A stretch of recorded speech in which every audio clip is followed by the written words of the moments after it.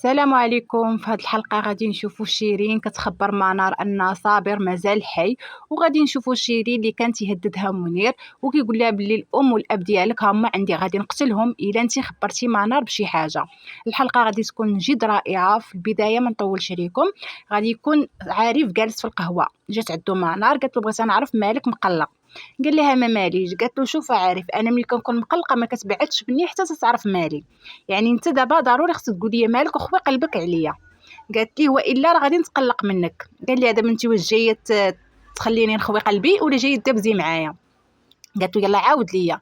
قال لها بصراحه انا غير توحشت امي، على الاقل واخا ما كانش كتنوض كنت نطلع للدار كنلقاها ناعسه وكنلقاها كتهضر وكنلقاها كتشوف فيا. دابا وليت كنطلع تنلقى الدار خاويه، هذاك الشيء اللي خلاني حزينه بزاف. قالت له منار يلا نوض نتمشاو شويه حتى البحر نكملوا. عيطت لعمر، لقاتو باقي ناعس ولكن غيجاوبها. قالت له عمي راه غادي نمشي انا وعارف نطلقوا رجلينا حدا البحر. قال لها واخا بنتي. صافي عارف الوقت كامل هو كيعاود ليها وهي كتعاود ليه. صافي غادي نشوفوا باللي جلسوا حدا البحر. قالت لها حتى انتي كتباني لي مقلقه بزاف. قالت لها واش عيانه؟ قالت له من ناحيه عيانه انا راني عيانه عارف، وانت عارف الوضع، غير انا ملي كنتمشى شويه كنعيا. قالت ليه ولكن دابا الهم ديالي هو انت، خاصك تنسى الامور كيف ما هي، وحتى حد زعما ما غادي يبقى حي، وبقات كتحاول تخفف عليه. وغادي نشوفوا شيرين اللي كانت ناعسه، دقات عليها خديجه جابت لها واحد الظرف. قالت لها الظرف جاب سميتك. قالت لها بسميتي انا؟ قالت لها صافي خديجه غادي تخرج وشيرين غادي تلقى باللي منير مصيفط ليها واحد الكتابه، واحد الرساله. قال لها الا انت حاولتي تخبري شي حد باللي صابر حي كنقسم لك باللي الحياه ديال الام ديالك والاب ديالك راه غادي يكونوا على يديا. صافي هي تخلعت بزاف لان اهم حاجه عندها في هذه الحياه هما والديها. هي تلقى مصدومه وتخلعت، قالت كيفاش هادشي وقع؟ كيفاش عرف الدار ديالي؟ وشكون هذا اللي كيراقبني وعلاش كيديروا لي هكا؟ انا ما خصني نقول حتى شي حد الهضره باش ماما ما تاداش. صافي خديجه غادي تقول لها ياك والو باز؟ قالت لها والو ماما. خرجت وخلتها. قالت لها واش ممكن تخليني بوحدي؟ قالت لها واخا. صافي خديجه خرجت وبقات شيرين كتعاود تقرا ديك الظرف، تعاود تقراه وتعاود تقراه وهي كتبكي، وشدتها واحد الحاله هستيريه لانها هي كانت باغا تعاود الام ديالها ونفس الوقت دابا خايفه. صافي غادي يجيها اتصال، قال لها الو. قالت له الو. قالت لي بلا ما يعرف راسو عليها، قال لها من الاخر الا خرجت كلمه واحده من فمك ماشي غير الحياه ديالك، كاع العائله ديالك الحياه ديالها على يديا، وغادي تشوفيهم هما كيتعذبوا قدام عينيك، وعاد غادي نقتلك حتى نتيا. وغادي نشوفوا خديجه اللي كانت ناعسه وغادي تمشي عندها شيرين وغتحاول تفيقها. قالت لها ماما، قالت لها شوفي صابر راه حي وانا شفتو بعينيا وراه شدني من يدي وداني للمقبره، وديك المقبره كانت مدفونه فيها منار والوليدات ديالها. وقالت لي علاش ما قلتيش لي بلي راهم حيين؟ قالت لها خفت منه لانه كان معصب بزاف وكان تيتهمني بلي انا سبب الموت ديالهم وكان غادي يقتلني حتى انا، هو خصو ضروري يعرف بلي وليداتو حيين. في نفس الوقت خديجه غادي تتحول وغادي تبقى تبان ليها منار. قالت لها انت فات الفوت عليك حتى حد ما غادي يتيقك. صافي بقات كتغوت، بقات راسها غير كتحلم، بقات تغوت ماما ماما، وماماها ما غاديش تسمع لانها كانت ناعسه. وغادي تقول يا الله يا ربي شاد الكابوس الخايب، يا ربي ما توقع علينا حتى شي حاجه.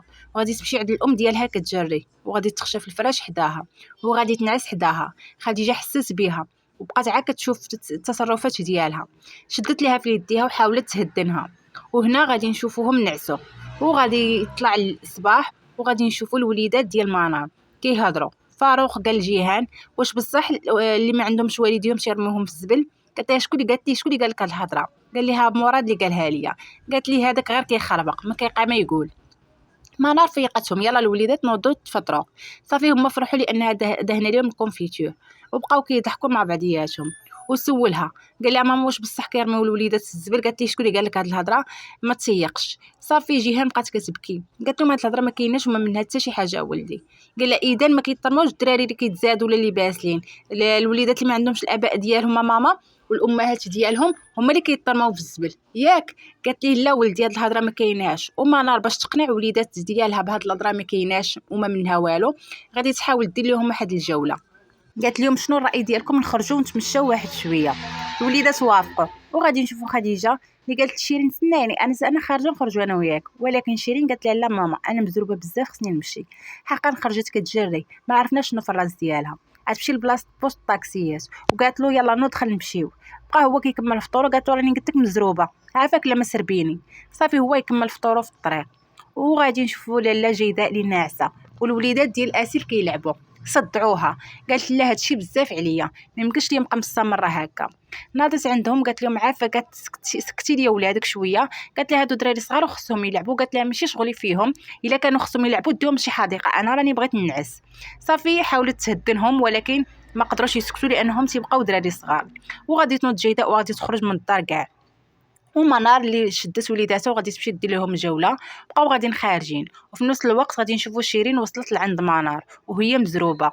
عارف لاحظ هذا الشيء، غادي تطلع مع الدروج باش تخبر منار ان صابر حي، ولكن غيجيها اتصال من منير قال لها الا ما رجعتيش دابا غادي تلقاي والديك مرميين مذبوحين حدا الباب. قالت له لاش تقول؟ قال لها خرجي من الدار بسرعه. عرفاتو باللي سيراقبها، خرجت قال لها يلا جري، علاش كتمشي بشويه؟ بقات كتجري. وغادي نشوفوا بلي منار خارجه هي والوليدات ما هضروش مع عارف. قالت لها بنتها ماما حشومه ما نهضروش معاه.